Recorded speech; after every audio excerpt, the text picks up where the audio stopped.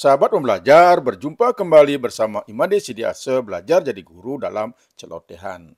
Celoteh kita hari ini, kita akan membahas mengenai tantangan guru di era digitalisasi. Pendidikan di era digital akan menghadirkan banyak peluang dan tentunya juga akan melahirkan tantangan yang signifikan seperti adanya kesenjangan akses teknologi, kemudian kesiapan guru atau perubahan pola belajar dari siswa itu sendiri. Nah, ini adalah beberapa bentuk tantangan utama yang akan dihadapi. Di era digital ini, kehadiran AI dikhawatirkan peran guru akan semakin terancam. Nah, seperti apa beritanya? Ayo kita simak bersama-sama.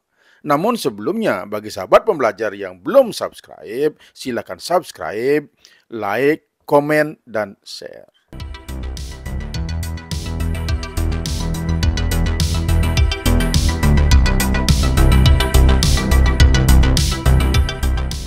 Seperti dilansir oleh sindonews.com, dengan tagline peran guru semakin terancam.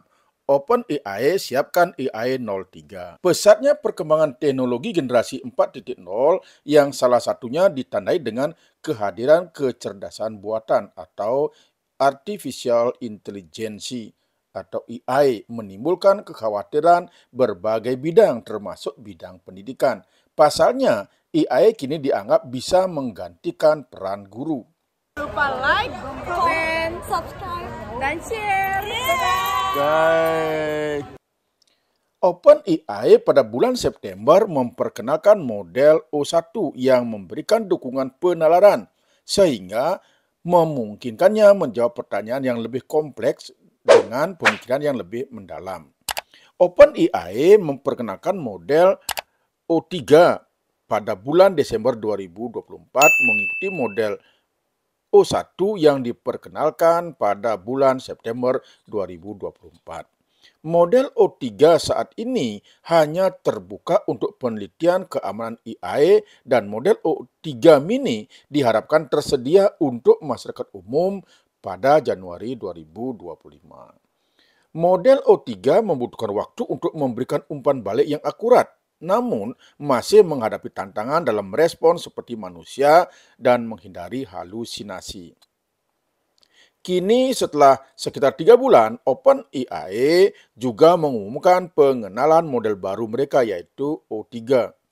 Namun, model O3 ini belum ditawarkan ke publik untuk saat ini. Hal ini terbuka untuk para peneliti terlebih dahulu, terutama mereka yang mempelajari keamanan model kecerdasan buatan. Sesuai target awal, model O3 mini diperkirakan akan ditawarkan sekitar akhir Januari 2025 seperti model O1. Penggunaan model O3 juga memerlukan waktu untuk merespon pertanyaan. Hal ini memungkinkannya melakukan pemeriksaan dan memastikan ia menawarkan jawaban terbaik kepada pengguna. Namun seperti model normal yang berhalusinasi, beberapa peneliti sebelumnya juga menemukan bahwa model dengan dukungan penalaran yang dapat menipu manusia melalui jawaban yang diberikan. Beberapa penguji awal juga menemukan bahwa model O3 juga memiliki beberapa masalah dalam menjawab dan berpikir seperti manusia, sehingga perjalanannya masih panjang untuk mencapai fase AGI. Meskipun dunia pendidikan terus mengalami perkembangan di era digitalisasi ini, namun ada beberapa peran guru tidak bisa digantikan oleh siapapun atau oleh apapun, yaitu mungkin sebagai motivator, mentor khususnya dalam memberikan inspirasi kepada siswanya, kemudian sebagai fasilitator, mediator, pengelolaan kelas, kemudian ada empati sosial, dan masih banyak lagi peran guru dalam pendidikan yang tidak akan pernah bisa tergantikan oleh AI sekalipun. Seperti rasa kasih sayang, rasa simpati dan empati. Seperti dilansir oleh detiknews.com, mengangkat tagline guru vs AI, kolaborasi bukan menggantikan. Jadi AI ini tidak akan mungkin bisa menggantikan peran guru, cuman hanya bisa melakukan kolaborasi. Nah, coba kita baca beritanya. Artificial Intelligence atau AI atau kecerdasan artifisial merupakan suatu pengembangan mesin yang mampu melakukan tugas-tugas yang biasanya membutuhkan kecerdasan manusia, seperti pembelajaran, learning, penalaran, reasoning, maupun pemecahan masalah problem solving. Salah satu cabang AI yang saat ini berkembang pesat adalah Generative Artificial Intelligence, AI generatif. Teknologi ini memungkinkan mesin dapat membuat konten baru, baik konten itu berupa teks, gambar, musik, dan video, berdasarkan data yang telah dipelajari sebelumnya. Teknologi AI generatif tidaklah muncul secara tiba-tiba, tetapi sudah mengalami perjalanan yang panjang. Pada tahun 1950-an, seorang pakar matematika dari London, Alan Matheson Turing 1912 sampai 1954, mengusulkan suatu tes untuk menguji kecerdasan komputer dalam berkomunikasi secara langsung dengan manusia. Prosedur pengujian ini sering disebut dengan Turing Test. Kemudian sekitar 1966-an, Joseph Weizenbaum dalam kurung 1923 sampai 2008 berhasil membuat ELIZA, suatu program komputer yang menjadi awal manusia dapat berkomunikasi dengan komputer menggunakan bahasa alami, natural language.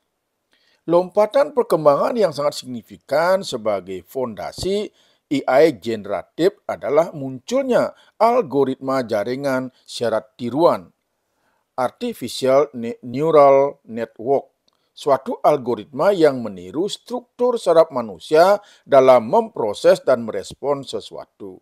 Frank Rosenblatt, seorang pakar psikolog pada 1980-an, berhasil memodelkan perception, suatu sistem yang meniru pola kerja jaringan saraf manusia.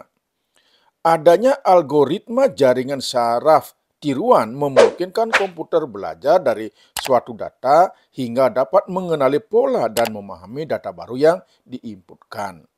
Dalam fase perkembangan ini, ada nama Geoffrey Hinton, seorang ilmuwan bidang komputer, ilmu kognitif, dan psikolog yang mendapatkan julukan The Godfather of AI.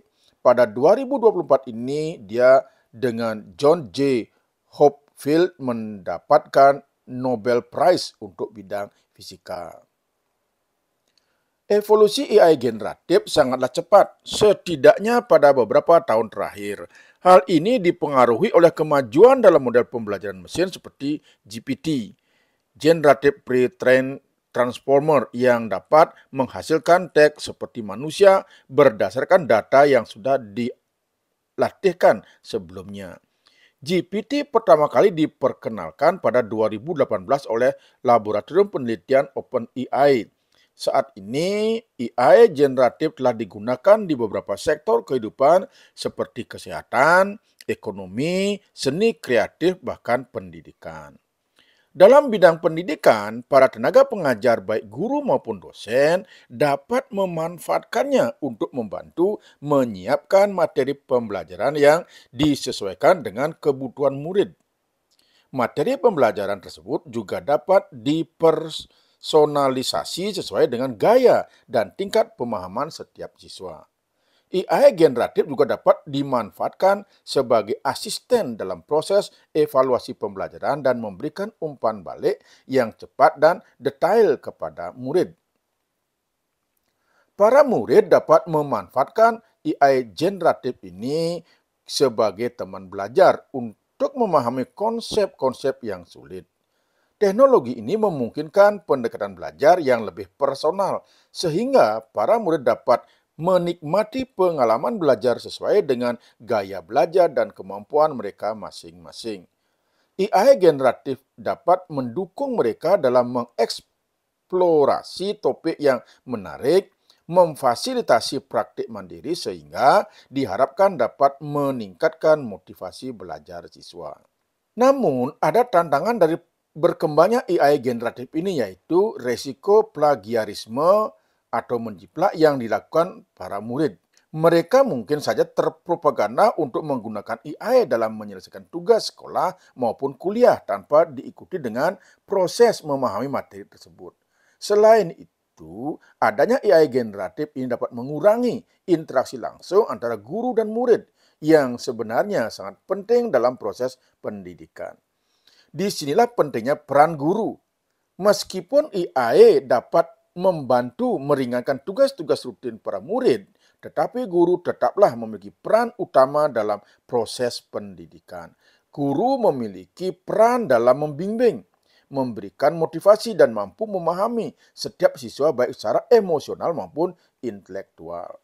AI hanyalah alat pendukung saja, sementara guru adalah sumber utama pendidikan yang tidak akan tergantikan. Hubungan kemanusiaan guru-murid tidak akan dapat digantikan oleh tenaga AI.